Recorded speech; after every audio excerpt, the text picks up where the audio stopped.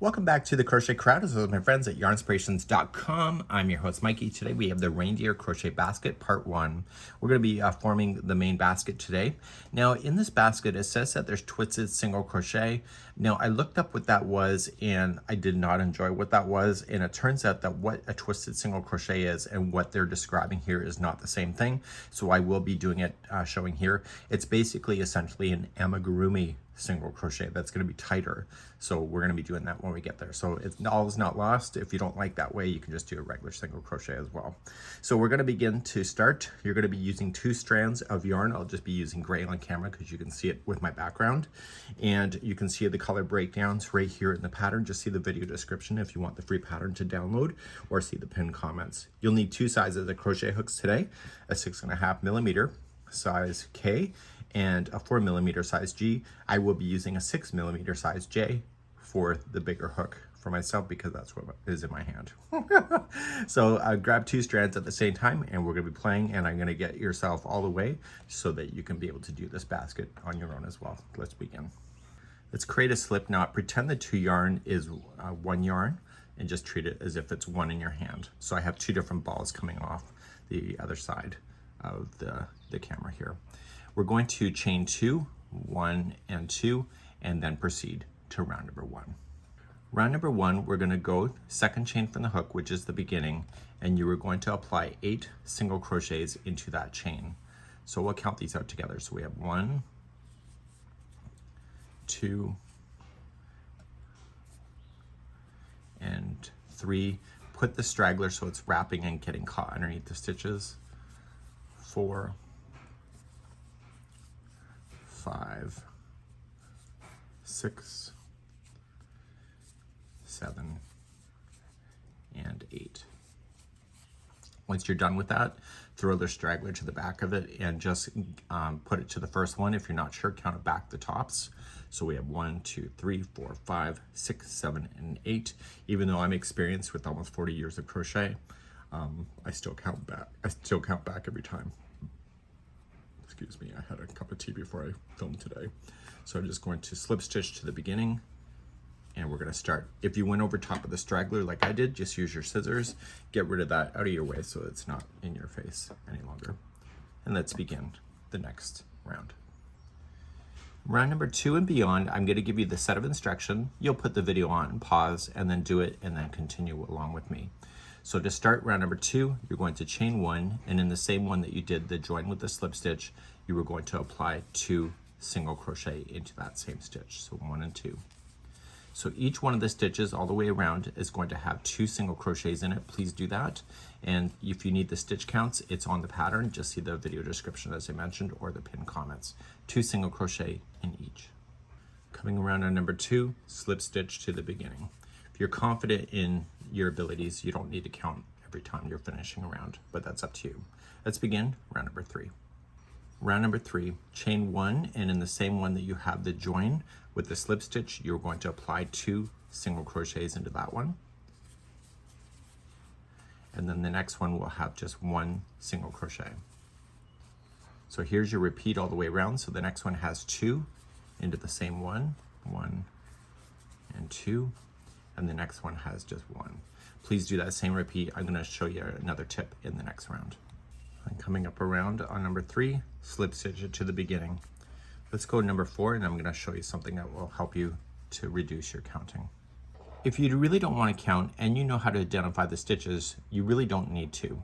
So you'll notice is that there's 2 stitches that share the same base, and so the first stitch of those groups will always have the increase, so it'll always have 2 single crochets in it. So you see that there's just 1 here, but this one shares the same base, so it's the first one of the grouping of 2 that will always have the increase. Let's begin. So chain 1, and so in round number 4, the first one has 2 single crochets in it. So we have 1 and 2, and then the next 2 are 1 single crochet by itself. But you see that the next one has 2 into the same base, and this is your increase, so you'll have 2 into this next one, and then the next 2 are by themselves. Okay, so if you can look below, it'll help you reduce your counting. So please do the same repeat all the way around. So 2 into the next, and then 2 by itself, and so forth. I'll see you at the end of round number 4. At the end of number 4, just slip stitch, and let's begin number 5. So we're going to keep getting individual single crochets to be in between the increasing. So as we start number 5 here, just chain up 1, place 2 single crochets into the first,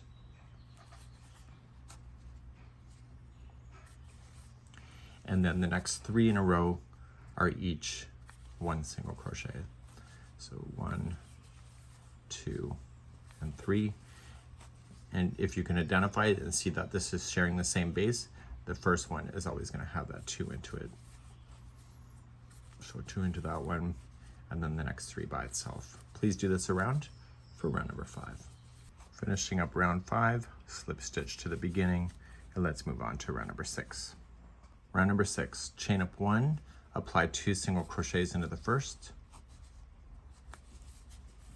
and now the next 4 in a row are each a single crochet. So we have 1, 2, 3, 4, and then we have our increase again. So we're going to start, the next one has 2, and then the next 4 by itself. Please do this around for round number 6. At the end of round number 6, just slip stitch. Let's move on to round number 7 in just a moment here. Round number 7, chain 1, 2 single crochets in the first one as the join, and then the next 5 are by themselves. So we have 1, 2,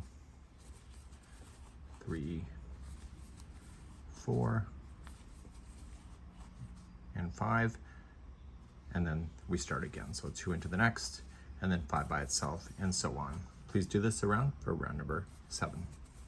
At the end of number 7, just slip stitch, and let's begin round number 8 in just a moment. Round number 8, chain 1, 2 single crochets is the same one as the join. So 1 and 2, and then you have the next 6 in a row that are singles. So they have 1, 2, 3, 4, 5, 6. Okay, and the next one has 2 into the same. So 6 by itself and 2 into the next. So once there's 2, 6 by itself. So we have 1, 2, 3, 4, 5, 6, and then the next one has 2. Please do this around for round number 8. So coming around here on round number 8, we slip stitch, and let's move on to round number 9 next. Round number 9, you're going to chain 1 and apply 2 single crochets into the first, and then the next 7 are by itself. So we have 1, 2, 3, 4, 5, 6, and 7. And so then you repeat again, so 2 into the next, and then the next 7 by itself. Please do this around for round number 9. Coming up to the end of number 9, just slip stitch, and we have one more round to go before the starts stabilizing. Let's do round number 10 next. For round number 10, you're going to chain 1, apply 2 single crochets into the first one, and now the next 8 in a row are all single crochet. So we have 1, 2, 3, 4, 5, 6, 7, and 8. Okay, so then the repeat is 2 into the next, and then the next 8 by itself. Please do this around for round number 10. Okay, at the end of round number 10, just slip stitch, and now we're going to begin to create the base of your basket next. Let's do that. We've now just come around to the end of number 10. So round number 11, we want to use 2 strands of a different color. You'll see that on the pattern itself. So I've just been using the gray for the base, and I'm going to switch off, and I'm still going to use 2 strands, but just change out the color then for the side of the basket all the way up. So in the case of the reindeer, it would be that definite chocolate brown. But because this background is brown, I can't use that, so I'll use something else. So let's move along to round number 11. So you're going to use a different color. In the case, it was a light brown, and then it was a darker brown for the sides for the reindeer. So you can grab any one of the back loops only. So we've been working in the regular stitch, but I need you to work into the back loops just for this round. Just choose maybe one before the join. And we want to just single crochet in the back loops only. So let's do a standing single crochet. So just pull it through and then pull it through the 2. That's a standing single crochet, and it looks awesome. So starting in the one right after the slip stitch, you're just going to single crochet in the back loops going all the way around, and this will force it to bend at the base. And this is where you'll take the count of the 7 inches is right from the spot right where the color changes right here on there. So go all the way around, single crochet in the back loop only. So continuing on the back loops all the way around, I'm just going to join it to the very beginning. And so because I joined it with a standing single crochet and I jumped over the join, there's not that extra piece that you would have if you did it the same way. We're going to slip stitch it to the beginning, and now the story is going to change, and I'll tell you what's going on next. So let's begin to do this round using the method that is described in the pattern. If you prefer a regular single crochet, then by all means go do it. But this is what I'm about to show you is the way my mom showed me, and it's tighter. So you'll chain 1 to start as always. And when you go in, normally what we do is that we yarn over the hook, okay? So it's over the hook, you come through and you pull through 2. That's not what they want you to do. So what they want you to do is just to scoop the yarn and make sure the hook is over top of the yarn instead. So you scoop it in front like this, so it's not over the hook, and pull through and pull through 2. It makes it tighter. So you're going in, over, pull through, and pull through 2. And so Red Heart got a hold of me in my 2nd year, and they asked me to change the way that I'm supposed to be yarning over, but because I was going this way, I was not matching the pattern books by doing that. And I had no idea that I was even doing it that way until they mentioned it. So what this is going to do is going to make the stitches a lot tighter, just like you see, and it gives it a different visual look. So it does look like it's twisted. I guess you can really say it that way too. So I want you to go all the way around using this method if you can, and if you don't like it, then just do regular single crochet, and I don't think we'll have to call the cops on you today. So now I'm starting to doubt myself. There we go. And I will see you at the end of the round. I'll see you at the end of the round. As I'm going around, I'm just kind of, you can actually see if you're starting to screw up because you can see below on how it was. And so you can easily tell if you happen to go back to your old ways.